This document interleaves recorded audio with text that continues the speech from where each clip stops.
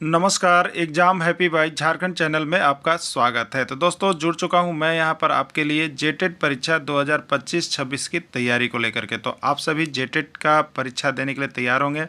जेटेट परीक्षा बहुत जल्द होने वाली है, तो आप सभी यहां पे क्लासेज के लिए अवश्य जुड़ेंगे। आपको बताते चले, जेटेट में तैयारी को लेकर के बहुत तरह से आपके मन में कौतूहल बना हुआ होगा कि किससे तैयारी करें, कहाँ से तैयारी करें। तो आपको बताते चले, जेटेट परीक्षा में यदि आपको परचम लहराना है तो आप झारखंड राज्य के अनुमोदित पाठ्यक्रम JCERT किताब को पढ़ना कभी भी नहीं भूलेंगे। बाहर का प्रैक्टिस सेट लेकर के यदि आप पढ़ रहे हैं तो वो आपके साथ धोखा हो रहा है, ठीक है। तो आप JCERT जैक का किताब ले लीजिए, जो कि आपको झारखंड राज्य के सरकारी विद्यालयों में मिलते हैं। अगर आपको नहीं मिल पाता है तो हम देखिए यहाँ पे झारखंड राज्य के सरकारी विद्यालय से आपको हूबहू हैंड रिटेन नोट्स डेली बना करके, जो आपका न्यू सिलेबस आया है उसके आधार पर यहाँ पर सभी सब्जेक्ट का, चाहे आप 1 से 5 के शिक्षक हो, चाहे 6 से 8 का शिक्षक हो, सभी की तैयारी करवाते हैं। आप घर बैठे यहाँ पर क्षेत्रीय भाषा छोड़ करके सभी सब्जेक्ट का केवल 500 रुपये में तैयारी कर सकते, जिसके लिए देखिए यहाँ पर आपको मोबाइल नंबर दिया गया है 9631054226 पर आप संपर्क करके यहाँ से सभी कोर्सेज परचेज भी कर सकते हैं, तैयारी भी कर सकते हैं। बहुत सारे कोर्सेज बन गए हैं, तो आप अवश्य संपर्क कर लेंगे, घर बैठे ही तैयारी यहाँ से हो जाएगी। चलिए देखते हैं आगे। बौद्धिक विकास की 4 विशिष्ट अवस्थाओं की पहचान की गई है। किसके द्वारा? कोहलबर्ग के द्वारा, एरिक्सन के द्वारा, स्किनर के द्वारा या जीन पियाजे के द्वारा, ठीक है। तो देखिए, बच्चों में बौद्धिक विकास की 4 विशिष्ट अवस्थाएं हैं और उसकी पहचान जो की गई है वो आपको जीन पियाजे साहब के द्वारा किया गया है, ठीक है। और ये जो 4 विशिष्ट अवस्थाएं हैं उसका पूरा डिटेल्स जो है आपको यहाँ पर PDF बना हुआ है, उसमें ले लीजिएगा, देख लीजिएगा। और अभी इसको हम लोग देख लेते हैं। 4 विशिष्ट अवस्थाएं जो है उसमें देखिए, पहला एक अवस्था जो होता है आपको, वो है आपको संवेदी गामक अवस्था, ठीक है। संवेदी गामक अवस्था है संवेदी पेशी अवस्था, ठीक है। ये अवस्था जो होता है आपको 0 से 2 वर्ष तक का होता है। इसको हम लोग संवेदी गामिक अवस्था के नाम से जानते हैं। तो प्रश्न देखिए इस तरह से भी पूछता है कि बच्चों में बौद्धिक विकास की जो पहली अवस्था है संवेदी गामक अवस्था, उसका उम्र कितना होता है? तो 0 से 2 वर्ष याद रख लीजिएगा, ठीक है। दूसरा है आपका देखिए पूर्व संक्रियात्मक अवस्था। क्या होता है पूर्व संक्रियात्मक अवस्था? ये आपका होता है 2 से 7 वर्ष, ठीक है। उसके बाद मूर्त संक्रियात्मक अवस्था है और अमूर्त संक्रियात्मक अवस्था है। यही 4 अवस्था जो है बच्चों के बौद्धिक विकास की 4 विशिष्ट अवस्थाओं की पहचान की गई है। और यह पहचान किसके द्वारा की गई है? तो आपको जीन पियाजे के द्वारा किया गया है। याद रखिएगा, बौद्धिक विकास की 4 अवस्थाओं की पहचान जीन पियाजे के द्वारा दिया गया है। प्रश्न बहुत महत्वपूर्ण है और ये जीन पियाजे की 4 अवस्थाओं के बारे में आप सभी को स्पेशल नोट्स बना हुआ है, आप वहाँ से देख लीजिएगा, पढ़ लीजिएगा, ठीक है। सारा PDF आपको जो जुड़े हैं उनको भेज दिया गया है, जो नहीं जुड़े हैं नया सिरे से जुड़ के यहाँ पे ले सकते हैं, ठीक है। विकास कभी न समाप्त होने वाली प्रक्रिया है, यह विचार किससे संबंधित है? विकास कभी न समाप्त होने वाली प्रक्रिया है, यह विचार किससे संबंधित है? अंतः संबंध का सिद्धांत है, निरंतरता का सिद्धांत है, एकीकरण का सिद्धांत है या अंतःक्रिया का सिद्धांत है, ठीक है। देखिए, ये तो आप जान जाइए कि विकास कभी भी समाप्त नहीं होता है। किसी भी उम्र में किसी भी समय में विकास आप कर सकते हैं। यानी यह क्या होता है बताइए?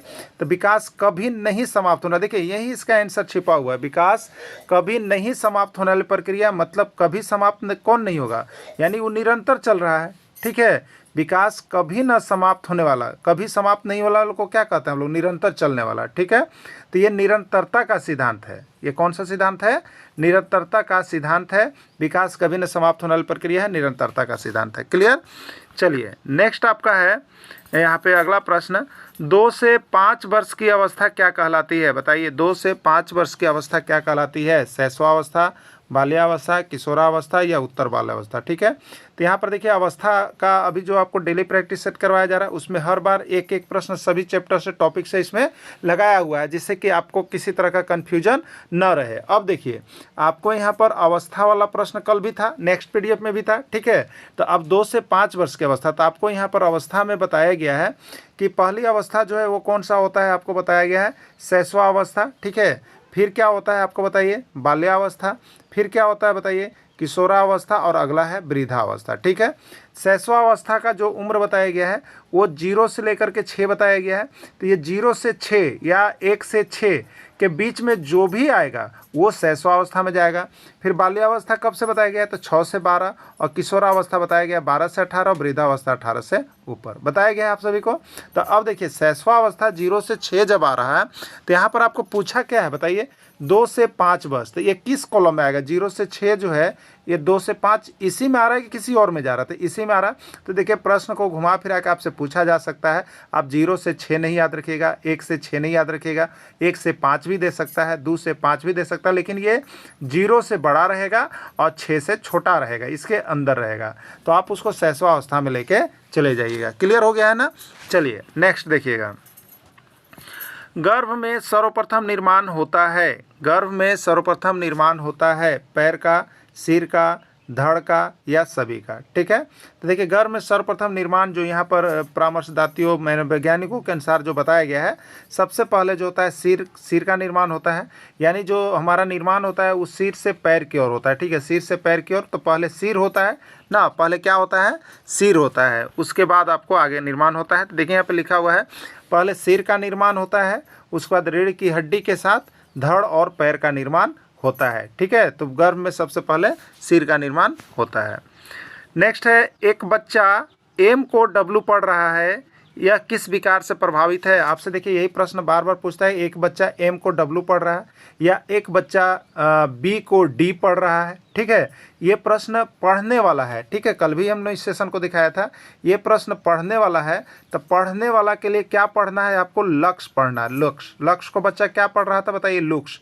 तो ये लक्ष्य वाले जितने चीज़ें पढ़ने वाले जितने चीज़ें आएगी उसको लक्ष्य में लेके जाइएगा, और लक्ष्य से जो रोग होगा वो लैक्सिया होगा। लक्ष्य से क्या पढ़ना है? लैक्सिया पढ़ना है।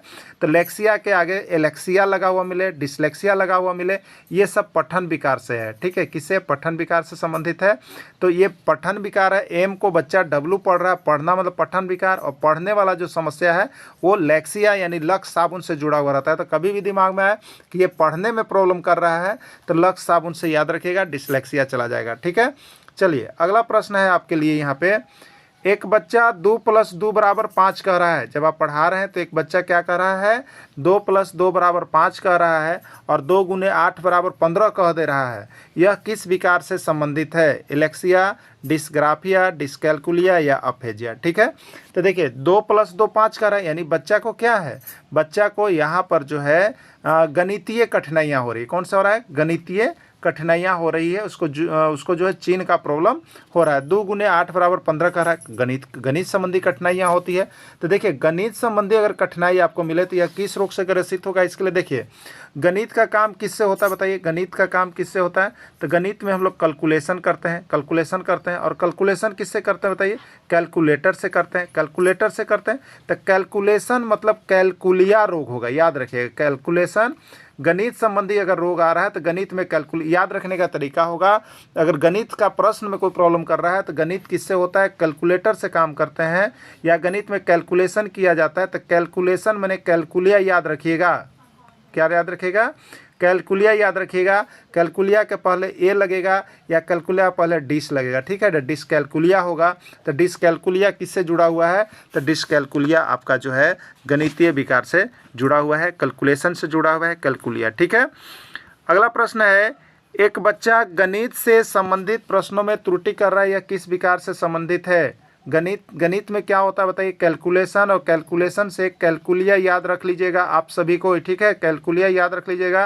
कैलकुलिया के पहले कैलकुलिया में कुछ भी जुड़ा हुआ है तो गणितीय संबंधित विकार है। ठीक है, तो डिसकैल्कुलिया आपका यहाँ पर आंसर हो जाएगा। क्लियर?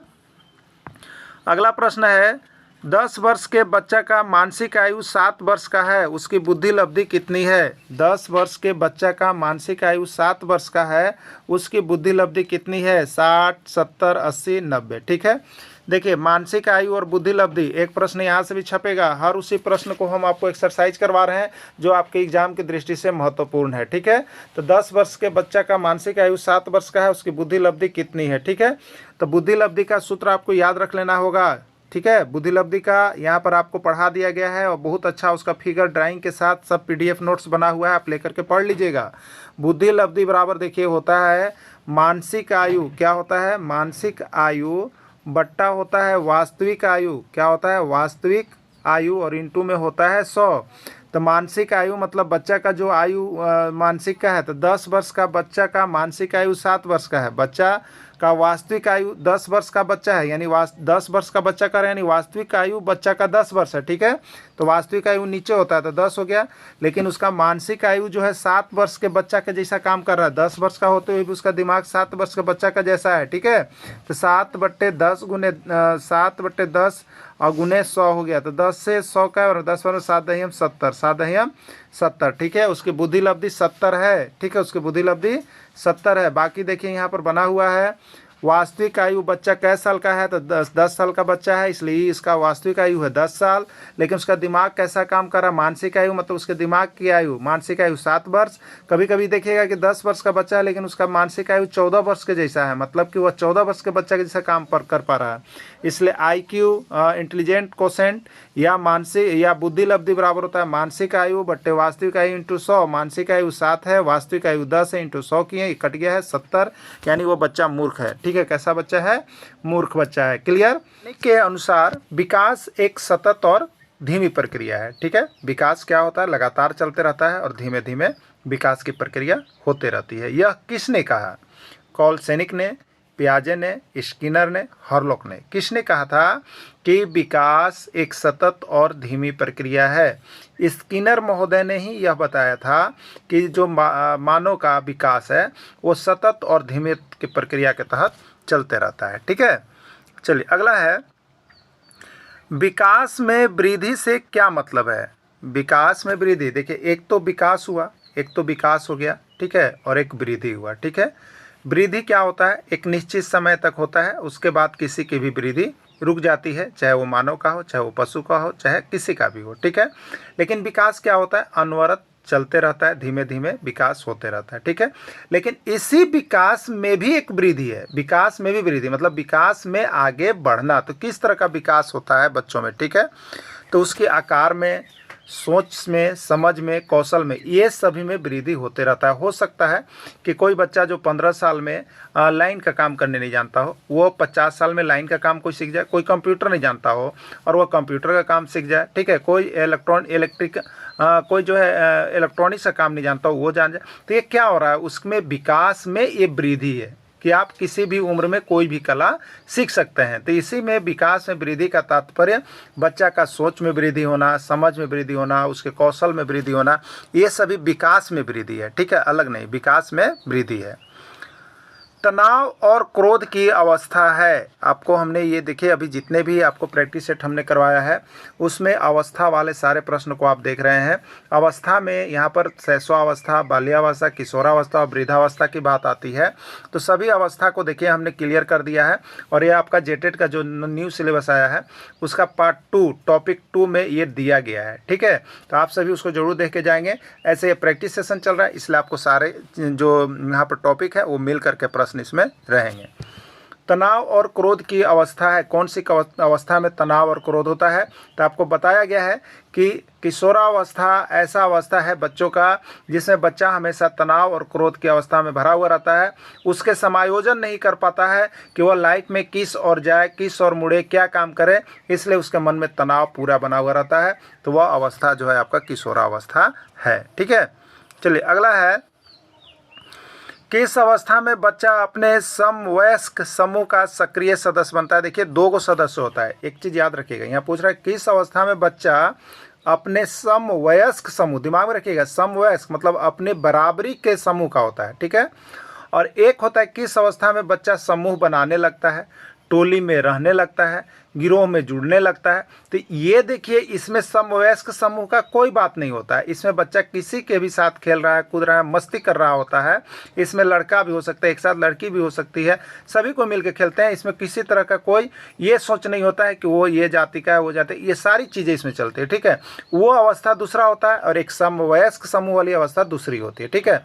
तो समवयस्क समूह की बात करेगा तो आप किशोरावस्था में जाएंगे और टोली की बात करेगा, गिरोह की बात करेगा तो आप जाएंगे बाल्यावस्था में, ठीक है। दोनों में अलग अलग चीज़ है, इसको कंफर्म रहिएगा। तो इसका आंसर हुआ किशोरावस्था, ठीक है। किशोरावस्था समवयस्क मतलब अपनी बराबरी का सदस्य। जैसे अगर वो IAC कर रहा है तो वो भी बच्चा IAC कर रहा है तो उसके साथ दोस्ती कर लेगा। अगर वो क्रिकेटर है तो क्रिकेटर वाले के साथ दोस्ती कर लेगा, ठीक है। अगर वो फुटबॉलर है तो फुटबॉलर वाले के साथ उसकी दोस्ती जमेगी, ठीक है। तो ये समवयस्क समूह, ये अपने बराबरी के समूह का स्तर का लोग दोस्ती करना पसंद करता है, ठीक है।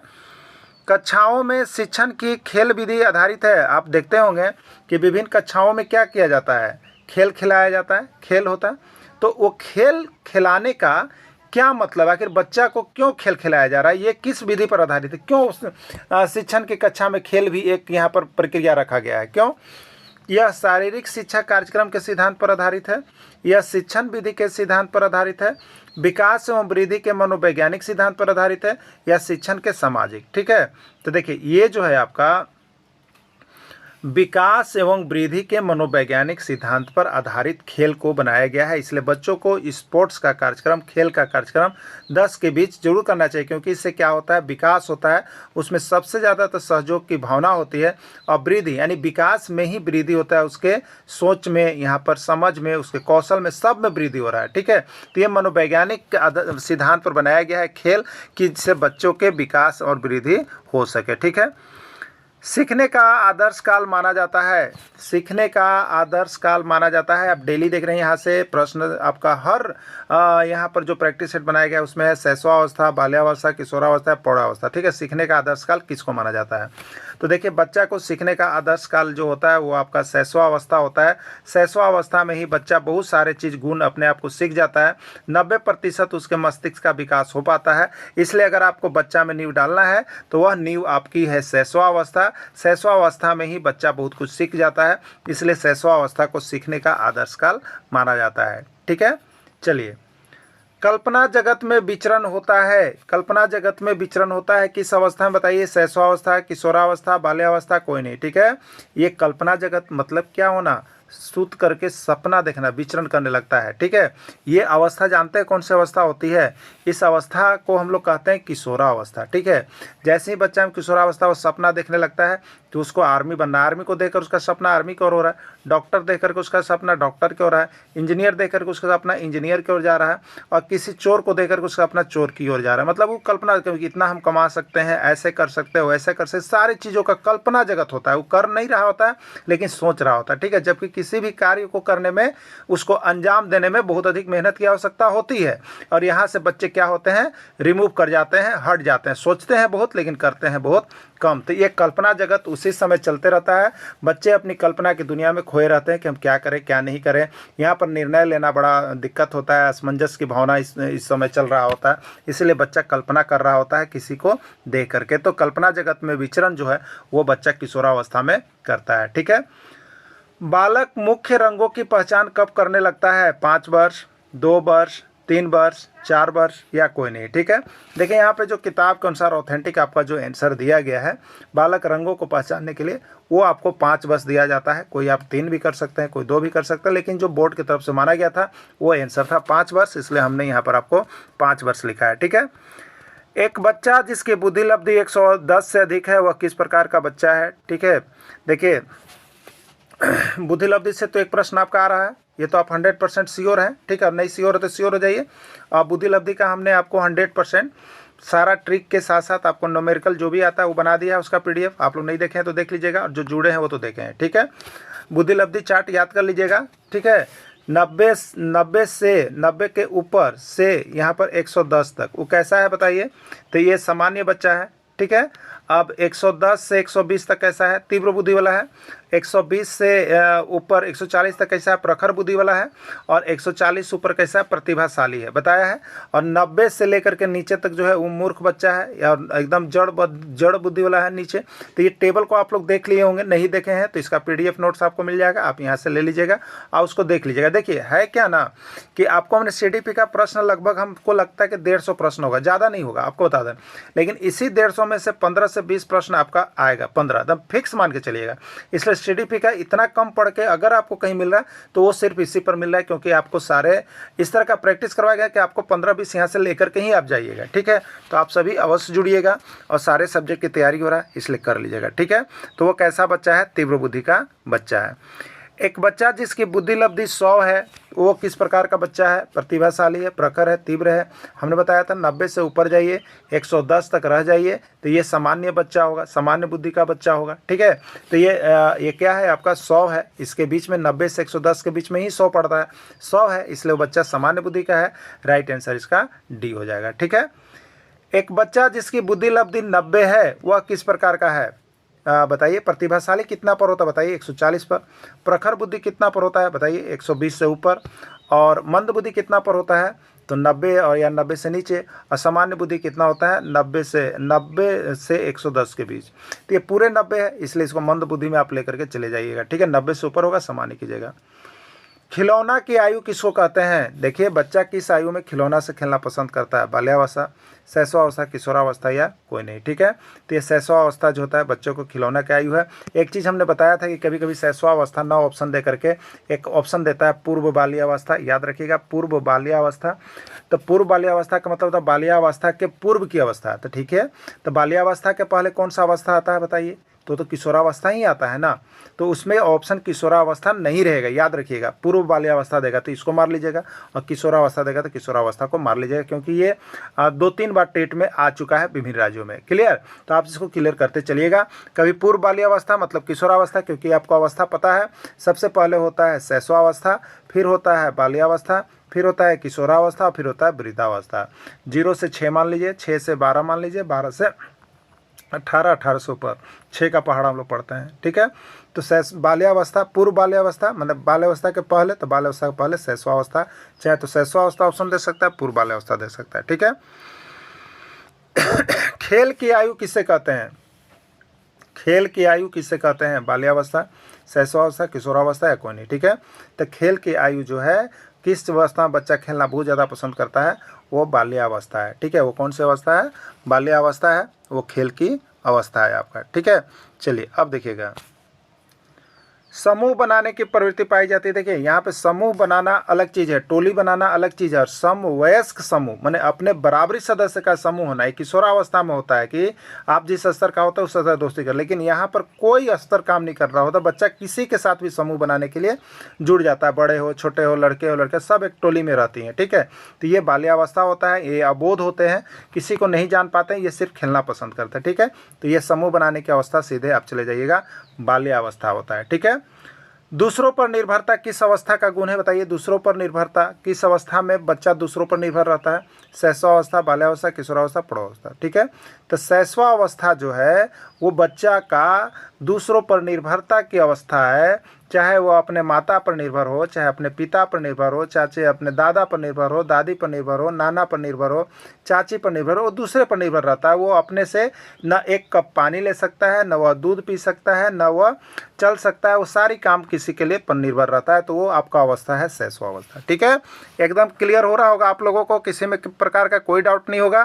तो आप सभी अभी तक जो नहीं जुड़े होंगे, हम तो कहते हैं देखिए आप यहाँ से जरूर जुड़िएगा, क्योंकि हैंड रिटेन नोट्स पढ़ना आपको जरूरी है, क्योंकि यहाँ पर बनाया गया है सारे राज्यों का इंपॉर्टेंट निचोड़ लेकर के। ठीक है, मन का मानचित्र संबंधित है समझ बढ़ाने की तकनीकी से, साहसिक कार्य से, मन का चित्र बनाने से, मन की क्रियाशीलता पर अनुसंधान से। ठीक है, मन का मानचित्रण का मतलब है मन की क्रियाशीलता पर अनुसंधान करने से। ठीक है, एक बच्चा प्रायः अपने सहपाठियों के साथ झगड़ता है, आप क्या करेंगे? देखिए, ये ऐसे प्रश्न है जो आपको किसी भी चीज़ में पढ़िए नहीं मिलेगा। ये क्या होता है बताइए? ये कॉमन चीज़ है, आपको अपने स्तर से, तो आप जिस प्रकार का शिक्षक रहिएगा वैसा यहाँ पर जवाब दीजिएगा। ठीक है, तो देखिए ऐसा ही प्रश्न आपको लगभग 10 से 12 प्रश्न होगा, जो कि आपको कहीं भी इंस्टीट्यूट में पढ़ लीजिए, कहीं भी कोचिंग ज्वाइन कर लीजिए, उससे कोई फर्क नहीं पड़ता है। ये आपको अपना डिसीजन टेकिंग होगा और आपको अपने डिसीजन को पढ़ना होगा। ठीक है, लेकिन आप यहाँ से अगर इस तरह का प्रैक्टिस कर लेते हैं तो आप जब वहाँ जाएंगे तो आपको पता चलेगा कि किस तरह का टिकिंग करने से सही आंसर हो सकता है। ठीक है, देखिए अगर कोई शिक्षक होगा, एक बच्चा प्राय अपने सहपाठियों के साथ झगड़ता है, आप क्या करेंगे? तो सीधे कहेगा कि बच्चा को सजा दे देंगे, मुर्गा बना देंगे, मुर्गी बना देंगे, मेढक बना देंगे, तोता बना देंगे, बटेर बना देंगे, कुत्ता बना देंगे, कहेगा आदमी। तो ये आपकी सोच है, लेकिन ये सही आंसर नहीं है।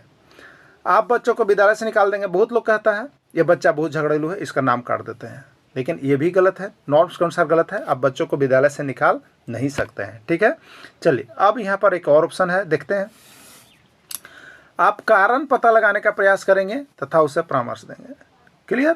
तो ये बिल्कुल सही है कि अगर एक बच्चा झगड़ रहा है आपके विद्यालय में, तो आप सबसे पहले उसको कारण का पता लगाइए, उसके बाद उसको अच्छी अच्छी सलाह दीजिए जिससे कि वह सुधर जाए। ये राइट आंसर होगा। ठीक है, आप उसके माता पिता शिकायत करेंगे, बहुत शिक्षक इसको भी सही करके आएंगे, कहेंगे कि हाँ ये सही है।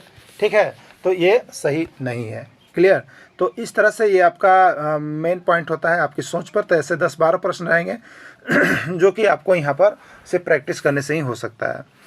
जिस प्रक्रिया में व्यक्ति दूसरे के व्यवहार को देख रेख से सीखता है, न कि प्रत्यक्ष अनुभव से, उसको क्या कहा जाता है? कोई व्यक्ति देख करके भी सीख रहा होता है, उसको क्या कहते हैं? तो उसको हम लोग कहते हैं सामाजिक अधिगम, क्योंकि देखना और सीखना समाज से ही मिलता है। तो जो बच्चा जैसा परिवेश में जाएगा वहाँ के अनुसार सीख रहा होता है, तो उसको सामाजिक अधिगम कहते हैं। ठीक है। पुरुष स्त्रियों की अपेक्षा ज़्यादा बुद्धिमान होते हैं, यह कथन किसका है? ठीक है। यह क्या दर्शा रहा है? बहुत बारी प्रश्न आया है, बहुत एमबीबीआई प्रश्न है, इसको छोटा मोटा मत समझिएगा। ठीक है। पुरुष स्त्रियों की अपेक्षा ज़्यादा बुद्धिमान होते हैं, यह कथन किसका है? सही हो सकता है। लैंगिक पूर्वाग्रह को प्रदर्शित करता है, बुद्धि के विभिन्न पक्षों के लिए सही है, गलत है। ठीक है।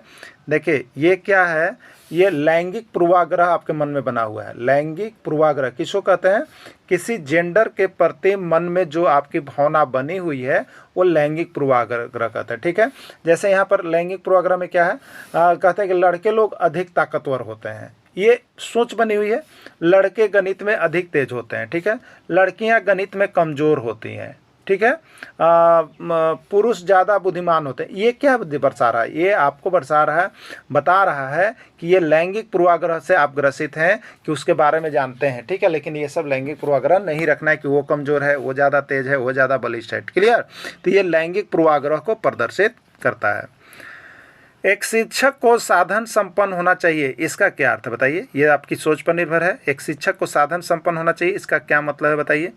उनके पास पर्याप्त धन होना चाहिए, ये बिल्कुल सही है। शिक्षक को साधन संपन्न होने में धन का कोई बात नहीं है। उनका उच्च अधिकारियों के साथ संपर्क होना चाहिए। कोई कहेगा कि एकदम बिल्कुल सही है, उच्च अधिकारी से साथ संपर्क होगा तो हम सब स्कूल के हैंडल कर लेंगे, लोग कहेगा। अगला ऑप्शन है, उनका अपने विद्यार्थियों की समस्याओं को हल करने का पर्याप्त ज्ञान होना चाहिए, जो कि बिल्कुल राइट आंसर है। ठीक है। अगर एक शिक्षक साधन संपन्न हो सकता है, इसका मतलब है कि वो विद्यालय में जो विद्यार्थियों के बीच काम करने जान रहा है उसकी समस्याओं को हल करने में वो सक्षम है और उसके पास इसका पर्याप्त ज्ञान है, तो वह शिक्षक समझिए कि साधन संपन्न है, वह विद्यालय को अच्छी तरह से चला सकता है। ठीक है। चलिए अगला है, प्रतिभाशाली होने का संकेत नहीं है। प्रतिभाशाली होने का संकेत नहीं है, याद रखिएगा। सृजनात्मक विचार क्या है? तो ये प्रतिभाशाली होने का संकेत है। दूसरों के साथ झगड़ना, ये बच्चा प्रतिभाशाली हो ही नहीं सकता है। जो बच्चा दूसरों के साथ झगड़ने के प्रति वो प्रतिभाशाली बच्चा है ही नहीं, तो कौन नहीं हो सकता है? तो राइट आंसर बी होगा। अभिव्यक्ति में नवीनता, बार बार कोई यदि व्यक्ति नवीनता ला रहा है तो वो प्रतिभाशाली है। जिज्ञासु बच्चा है वो प्रतिभाशाली है, वो आगे लाइफ में कुछ कर सकता है। ठीक है। डिसलेक्सिया किससे संबंधित है? 1001 बार पूछा गया प्रश्न है, इसका एकदम जिक्र मत कीजिएगा, बहुत बार आया है।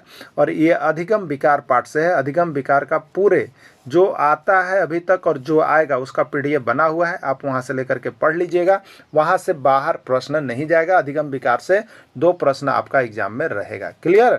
तो डिसलेक्सिया किससे संबंधित है? तो डिसलेक्सिया हमने बताया था, लेक्सिया मतलब लक्ष्य रखिएगा। अब बच्चा लक्ष्य को क्या पढ़ रहा होता है? लुक्स पढ़ रहा होता है, तो ये पठन विकार हो गया पढ़ने में, तो लक्ष्य से लेक्सिया हम लोग कहते हैं। तो डिसलेक्सिया मतलब लक्ष्य साहब उनको पढ़ने में दिक्कत हो रहा था, तो पठन विकार से जाता है। तो राइट आंसर सी होगा, पठन विकार आपका हो जाएगा। ठीक है। विशेष आवश्यकता वाले बच्चों को शिक्षा उपलब्ध कराई जानी चाहिए सामान्य अन्य समान बालकों के साथ। विशेष विद्यालय में विशेष बालकों के लिए विकसित पद्धति द्वारा, विशेष विद्यालय में विशेष अध्यापक द्वारा। ठीक है। तो राइट आंसर इसका डी है। एक शिक्षक को अपने विद्यार्थियों की क्षमताओं को समझने का प्रयास करना चाहिए। कौन सा क्षेत्र इस उद्देश्य की पूर्ति करता है? ठीक है।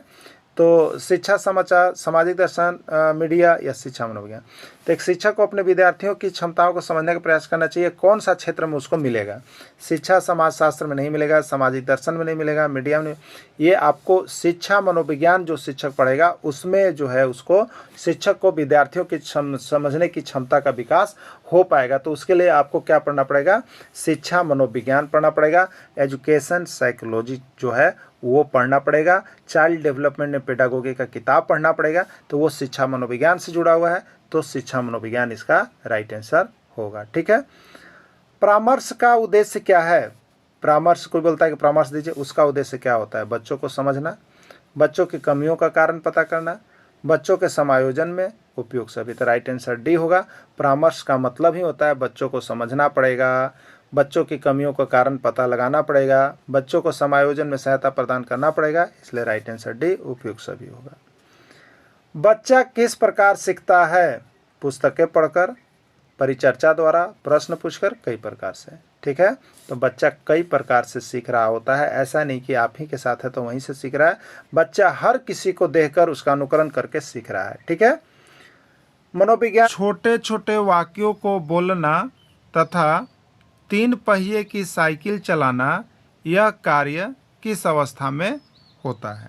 ठीक है, अब बच्चा को देखिएगा अपने घरों में, तो वह छोटे छोटे वाक्य बोलने लगता है। बताइए छोटे छोटे वाक्य वह कब बोलने लगता है? छोटे छोटे वाक्य बोलने लगता है शैशवावस्था, बाल्यावस्था, किशोरावस्था या उत्तर बाल्यावस्था। ठीक है, किसमें ये बोलने लगता है? और 3 पहिया का साइकिल चलाना यह सीख जाता है, किस अवस्था में होता है? ठीक है, देखिए आप जब देखेंगे तो 1 से 6 साल का बच्चा ये क्या करता है, तो छोटे छोटे वाक्यों को बोलने लगता है। ठीक है, और 3 पहिया साइकिल इसी छोटे बच्चा के लिए ही बनाया गया है। ठीक है, जब बच्चा यहाँ से बड़ा हो जाता है तो 2 पहिया यानी साइकिल चलाने लगता है। तो ये जो 3 पहिया साइकिल है वो यहाँ पे शैशवा अवस्था का पहचान बता रहा है। ठीक है, शैशवा अवस्था का, क्योंकि वो छोटा छोटा वाक्य बोल रहा है। यहाँ से एक चीज़ और पकड़िएगा, नहीं तो आप किशोरावस्था में भी जा सकते हैं कि 3 पहिया। ठीक है, तो 3 पहिया साइकिल बच्चा कब चलाता है? तो यह शैशवा अवस्था में चलाता है। आप देखते होंगे इस तरह का देखिएगा साइकिल लकड़ी का बना के लोग दे देते हैं। ठीक है, सबसे पहले इस तरह का साइकिल मिल जाता है बच्चा को, यहाँ से ये चलाते रहता है ना, इसी पर खड़ा भी होना सीख जाता है, इसी 3 पहिया साइकिल पर खड़ा होकर चलाता है। तो 3 पहिया साइकिल किस अवस्था का है? ये आपका किशोरावस्था का है। ये आपका किसका है? शैशवा अवस्था का। ठीक है, ये किशोरावस्था का नहीं है, ये शैशवा अवस्था का है। क्लियर? तो किशोरावस्था में हम लोग नहीं जाएंगे। ठीक है, तो बच्चा छोटे छोटे वाक्यों को बोलने लगता है और 3 पहिया साइकिल चलाने लगता है। ये किस अवस्था में बच्चा करता होगा? तो यह शैशवा अवस्था में बच्चा कर रहा होता है, जिस समय उसकी उम्र 0 से 6 के बीच रह रहा होता है, उस समय यह कर रहा होता है। ठीक है, चलिए अगला देखिएगा। निम्न में से किस घटना की ओर बालक सर्वप्रथम आकर्षित होता है? सभी के घर में बालक हैं, आप सभी को देखते होंगे। किस घटना में बालक सबसे पहले आकर्षित होता है? ठीक है, प्रकाश में, माँ, ध्वनि या कोई नहीं। जब आप देखते हैं आपके घरों के मान लीजिए बिजली बल्ब है, गुल हो जाती चली जाती है, तो बच्चा क्या करता है? तो अब दूसरे जगह आकर्षित हो जाता है। लेकिन जैसे बिजली आती है तो उसमें क्या होता है? बच्चा सबसे पहले प्रकाश की ओर देखना शुरू करता है, बिजली के बल्ब की ओर देखना शुरू करता है। ठीक है, तो बच्चा सबसे पहले जो है आकर्षित अगर होता है तो वह प्रकाश की ओर आकर्षित होता है, प्रकाश की ओर देखता है सबसे पहले। ठीक है, राइट आंसर इसका ये होगा। बालक बालिकाओं को अधिक समायोजन करना पड़ता है। बालक बालिकाओं को अधिक समायोजन करना पड़ता है किस अवस्था में? बताइए। वय संधिकाल, किशोरावस्था, शैशवावस्था, बाल्यावस्था। ठीक है, देखिए एक यहाँ पे ऐसे तो आपको किशोरावस्था इसका आंसर होता। ठीक है, किशोरावस्था ही इसका आंसर होता, क्योंकि ये अवस्था जो होता है बहुत ही समायोजन करना पड़ता है, बहुत ही सोचना पड़ता है, एडजस्टमेंट करना पड़ता है, कैसे करे, क्या नहीं करे। तो ये तो बड़े संघर्ष, तनाव और तूफान का अवस्था है।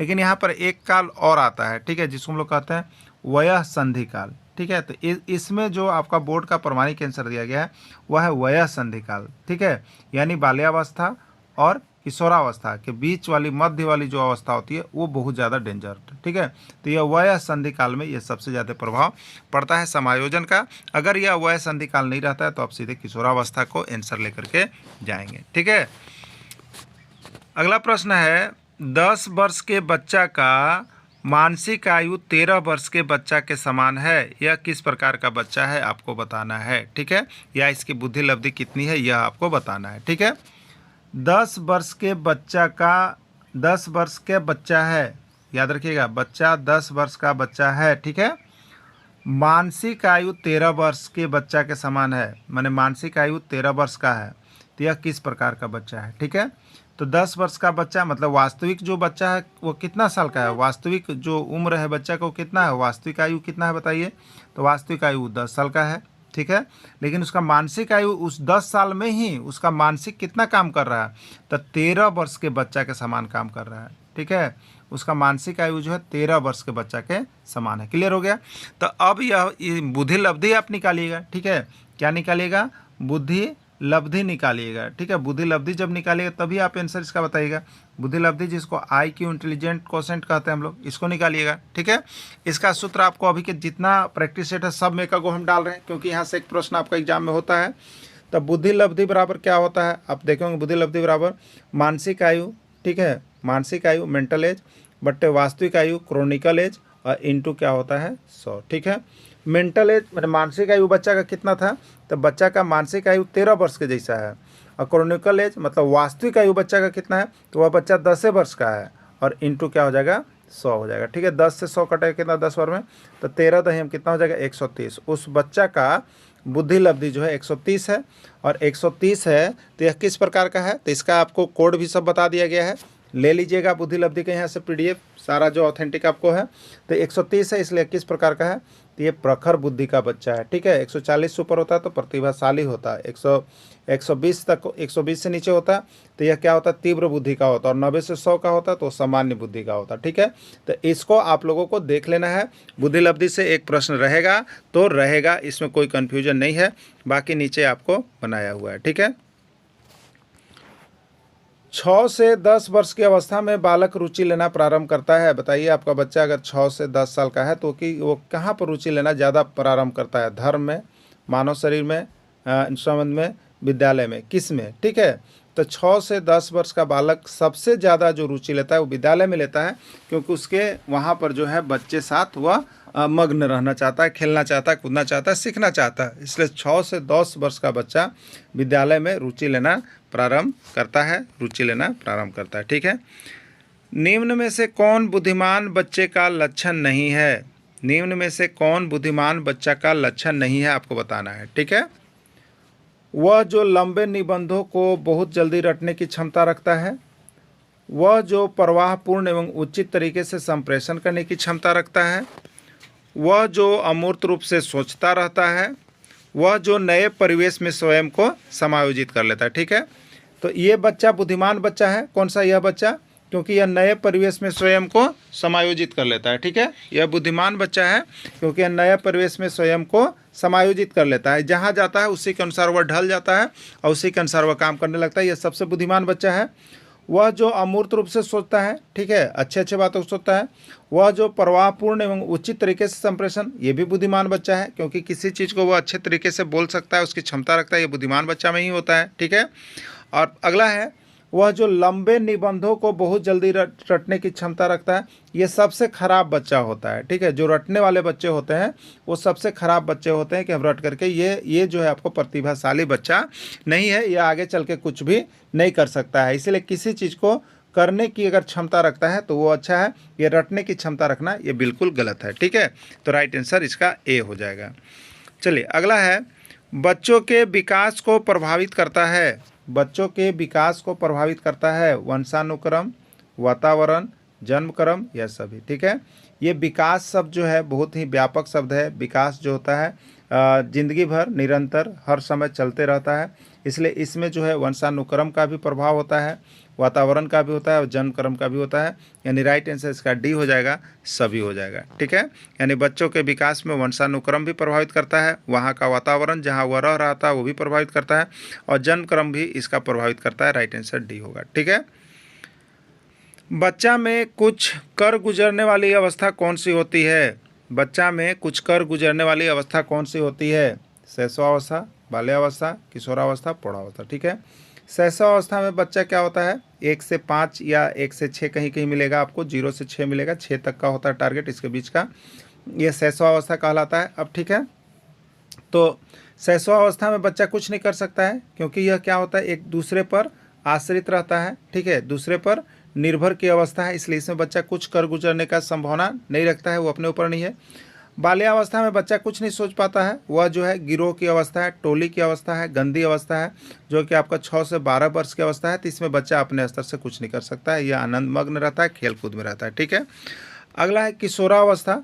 तो किशोरावस्था देखिए बड़े संघर्ष, तनाव और तूफान की अवस्था है। इसी अवस्था में बच्चों को कुछ कर गुजरने की होती है, ठीक है। इसी में कोई डॉक्टर बन सकते हैं, ठीक है। इसी में कोई इंजीनियर बन सकता है, इसी में कोई रेलवे जा सकता है, इसी में कोई सरकारी नौकरी ले सकता है। तो ये कुछ कर गुजरने की अवस्था होता है। तो ये किशोरावस्था ही ऐसा है जिसमें बच्चा कुछ कर गुजरने का सोच रहा होता है, ठीक है। अब देखिए अगला है मानव विकास किन दोनों के योगदान का परिणाम। देखिए प्रश्न बहुत बार आया है, इसलिए आप याद रखिएगा, ये आपका प्रश्न एग्जाम में रहेगा, ठीक है। तो ऐसे ऐसे देखिए आपको ऑथेंटिक प्रश्न ही केवल पढ़ना है, ठीक है। कम प्रश्न पढ़ करके अगर अधिक अंक उठाना है तो आपको ये जो हैंड रिटेन नोट्स है इससे बेस्ट आपको कहीं मिलने वाला नहीं जा रहा है, क्योंकि यह विभिन्न राज्यों से जुड़ करके बनाया गया है और उतने ही टॉपिक को बनाया गया है जो कि आपके एग्जाम में रहेंगे। और कुछ ऐसे प्रश्न रहेंगे जो आप यहाँ पर प्रैक्टिस करेंगे उसके मार्फत आपको बन जाएगा, ठीक है। यानी बाकी तो लॉजिकल आप जैसे शिक्षक होंगे वैसा बनाएंगे, इसलिए उसके लिए अलग से आपको प्रैक्टिस करने की आवश्यकता नहीं है, वो आपको माइंड पर निर्भर करेगा। ये सब बनाते रहिए, प्रैक्टिस बनाते रहिए और जितना जो आपको दिया गया है सिलेबस उसको कवर कर लीजिए, बाकी सब आपका यहाँ से 100% स्कोर होगा, ठीक है। मानव विकास किन दोनों के योगदान का परिणाम है आपको बताना है। अभिभावक एवं अध्यापक का, सामाजिक एवं संस्कृति का, वंशक्रम एवं वातावरण का, या इनमें से कोई नहीं, ठीक है। तो मानव का जो विकास होता है वो दो चीज़ों का परिणाम है, एक होता है वंशक्रम जिस वंश से आप है, और एक वातावरण जहां आप रह रहे होते हैं, ठीक है। ये दोनों का परिणाम जो होता है मानव विकास में काम करता है। प्राथमिक विद्यालय के बालकों के लिए निम्न में से किससे बेहतर मानते हैं। प्राथमिक विद्यालय का अगर बालक है तो वह किसको बेहतर मानता है बच्चा, ठीक है। वीडियो अनुरूपण के द्वारा, प्रदर्शन के द्वारा, स्वयं के द्वारा किया गया अनुभव, ये सभी, ठीक है। ये किसको अनुरूपण को आप विशेष मानते हैं, तो सबसे ज़्यादा होता है स्वयं के द्वारा किया गया अनुभव जो होता है बच्चों के लिए सबसे ज़्यादा कारगर होता है, ठीक है। ये अगला प्रश्न है, ये भी प्रश्न आपको एग्जाम पूछे गए हैं, इसका हम अभी विभिन्न राज्यों में जो पूछे गए हैं उसका भी एक तरह लिस्ट बना के आपको हम प्रैक्टिस करवाएंगे, ठीक है। सब कुछ इसमें से हो जाएगा आपको।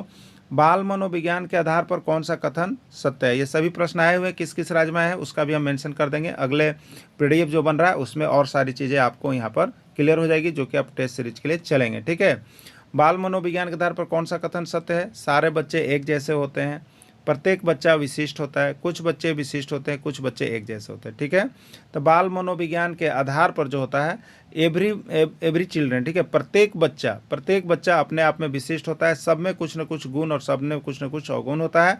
इसलिए यहाँ पर बाल मनोविज्ञान के आधार पर अगर आएगा तो सबसे पहले ये याद रखिएगा कि प्रत्येक बच्चा, कोई भी बच्चा जो है वो अपने आप में क्या होता है, विशिष्ट होता है, ठीक है। बच्चों का मूल्यांकन होना चाहिए, बच्चों का मूल्यांकन होना चाहिए बोर्ड परीक्षा द्वारा, सतत एवं व्यापक मूल्यांकन द्वारा, गृह परीक्षा द्वारा, लिखित एवं मौखिक परीक्षा द्वारा, ठीक है। तो बच्चों का मूल्यांकन हम लोग कैसे करते हैं विद्यालय में, तो सतत एवं व्यापक मूल्यांकन करते हैं जिसको CCE कहते हैं, ठीक है। CCE कहते हैं कंटिन्यूअस एंड कॉम्प्रिहेंसिव एवैल्यूएशन, सतत एवं व्यापक मूल्यांकन के द्वारा किया जाता है, याद रखिएगा। तो CCE आपका यहाँ पर जो न्यू सिलेबस है उसमें बनाया भी गया है CCE को। CCE का PDF और वीडियो दोनों यहाँ पर आपको तैयार कर दिया गया है, आप यहाँ से लेकर के पढ़ सकते हैं, ठीक है। चलिए अगला है, कक्षा में विद्यार्थियों की रुचि बनाए रखने के लिए एक शिक्षक को क्या उचित है। अगर आप कक्षा ले रहे हैं और विद्यार्थियों को रुचि बनाए रखना चाहते हैं तो एक शिक्षक को क्या करना चाहिए। श्यामपट्ट का प्रयोग करना चाहिए, चर्चा करना चाहिए, कहानी कहना चाहिए, प्रश्न पूछना चाहिए, ठीक है। देखिए यदि आप सब कुछ कर दिए हैं लेकिन एक विधि यदि आप अपनाते हैं, जैसे आप पढ़ा रहे हैं बीच बीच में बच्चों से प्रश्न पूछ रहे हैं, तो ये क्या होगा, बच्चे उसमें रुचि बनाए रखेंगे और ध्यान से पढ़ेंगे कि कहीं शिक्षक ऐसा प्रश्न पूछ दें कि जो हम ना बता पाए तो हमारी क्या होगी, इंसल्टी होगी। इसलिए बच्चा उस समय ध्यानपूर्वक पढ़ रहा होगा और रुचि से पढ़ रहा होगा, इसलिए बीच बीच में आपको प्रश्न पूछना जो है बच्चों से बहुत ज़रूरी होता है, ठीक है। तो कक्षा में विद्यार्थियों की रुचि बनाए रखने के लिए हमें क्या करना चाहिए, तो प्रश्न पूछना चाहिए, ठीक है। चलिए अगला है, सीखने की प्रक्रिया में एक विद्यार्थी बार बार गलती कर रहा है। सीखने की प्रक्रिया में एक विद्यार्थी बार बार गलती करता है तो कौन सा कथन सर्वोत्तम है, इसमें कौन सा कथन सर्वोत्तम। देखिए ऐसे ऐसे प्रश्न रहेंगे जो आप प्रैक्टिस पर ही पकड़ पाइएगा, ठीक है। बाकी तो आपके लॉजिक है, आपके दिमाग पर है कि आप कितना इसको अच्छा से समझ पा रहे हैं, ठीक है। विद्यार्थियों को कभी भी त्रुटि नहीं करना चाहिए, ये तो बिल्कुल गलत होगा, विद्यार्थी कभी न कभी त्रुटि करता ही है। अब देखिए, अगला है त्रुटि अधिगम प्रक्रिया का एक भाग है। ये बिल्कुल सही बात है। तो जब बच्चा सीखेगा तो ही तो त्रुटि करेगा ना, जब बच्चा सीखेगा ही नहीं तो त्रुटि या गलतियां कहाँ से करेगा। इसलिए अगर बच्चा अधिगम मतलब क्या होता है, कुछ नया कार्य करना, अधिगम मतलब सीखना, ठीक है। तो सीखने की प्रक्रिया जब भी होगी तो उसमें त्रुटि होगा, और त्रुटि होगा तो सुधार होगा, और यह जब सुधार होगा तो बच्चा में अस्थायी सुधार हो जाएगा जो कभी वो भूलेगा नहीं, ठीक है।